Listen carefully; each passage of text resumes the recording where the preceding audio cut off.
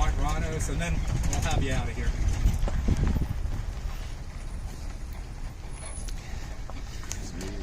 Mm-hmm. And I'll be quite honest, I almost really like Fort Worth better than Dallas. That's just me, you know, that's just me, but, yeah. Uh-huh.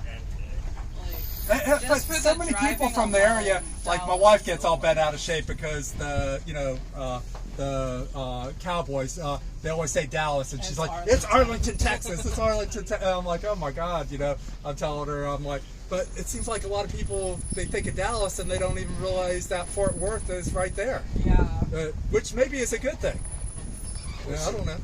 Don't have to deal. You see straight ahead of us, you'll see that plateau right there. That's called Comanche Peak, after the Comanche Indians. And sort of above the tree there, but on the skyline, I don't know if you see it, it's the nuclear power plant called Comanche Peak. What's that peak? What's that peak again? Do you see that? Yeah. Comanche Peak. Comanche? Just like the Comanche Indians. And the nuclear power plant, Comanche Peak, the way I understand it, the other one is down in Baytown, Texas. There's only 1 or 2 nuclear power plants in the state of Texas. Texas is pretty big. I don't know which is better. I'll just drive between them and see where they're at. This is all support services, maintenance, and all that stuff.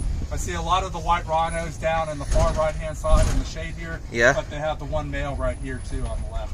Yeah. Ostrich. Yeah, laying down too, which is good. That's not a bad thing. It's feeding too. Yeah, it's eating something. So it has a female swing, it's trying to stay cool and everything. All the ostrich on the property are all females, just because we don't want any more ostrich, I guess. I wonder if she's either getting ready to lay an egg or... oh, it's coming now. Yeah. It's dilated. Going on there. It looks like dilating. No, it looks like it's dilated. I don't want to bother her then. Yeah. Oh, man. She might be getting ready to lay it. And they just lay the eggs indiscriminately. You just find... So the eggs are like technically 2 dozen chicken eggs. And you got it. It's dilated. Yeah. Yeah. Sorry, baby. The male ostriches look a lot darker, almost like black. It's sort of hard to see from here, but you see her eyeball? Her eyeball is bigger than her brain. You didn't tell us it's X-rated, so... So, that's a male rhino? A white rhino? I'm pretty sure that's a male, unless they move them around. And that's a white rhino. We just had a rhino born probably 2 or 3 months ago. You look on the internet or you look on YouTube, his name is Rocket. He's pretty darn cute. He's probably still back in the barn. They don't let me go back there now. But actually, I think that's a female. I take that back. Pretty. Yep. Yeah, that's a pretty good size. Hey, you can see this, why she's called a white rhino, or square-lipped. Yeah. So I don't know. See, Adam knows this already, but I don't know if y'all know it or not. So remember with the black rhinos, they had like that pointer where he has a lip. So because they're browsing off the shrubs and trees, the white rhinos are grazing just like this one does, right? So the white rhinos, a good majority of them are in South Africa. South Africa was settled by the Dutch.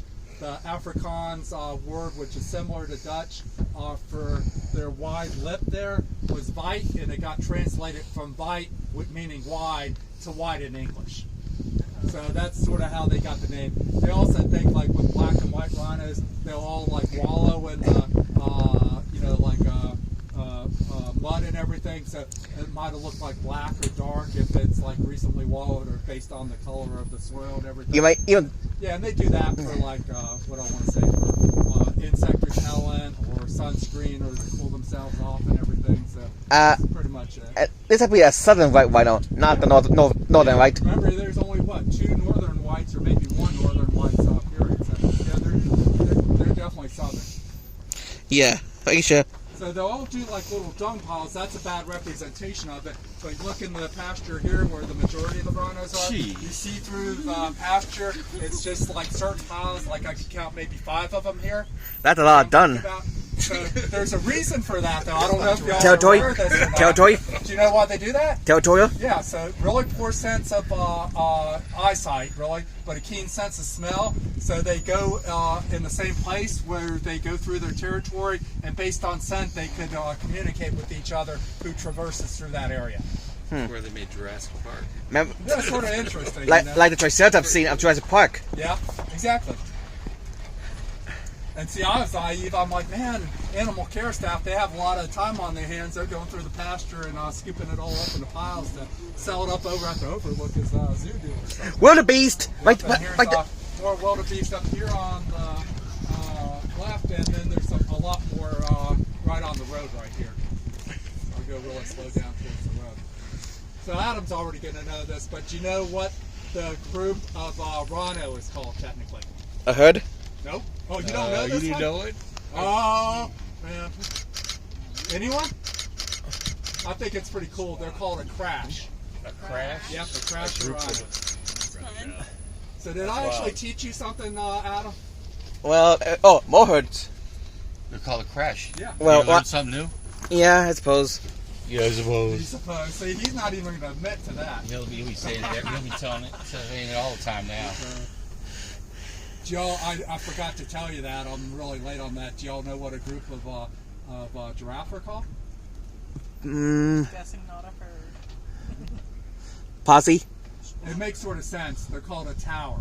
Tower, huh? Tower? Yep, the tower of giraffe. So these are all wildebeest. I'll go really slow because some of them are trying to get in front of me.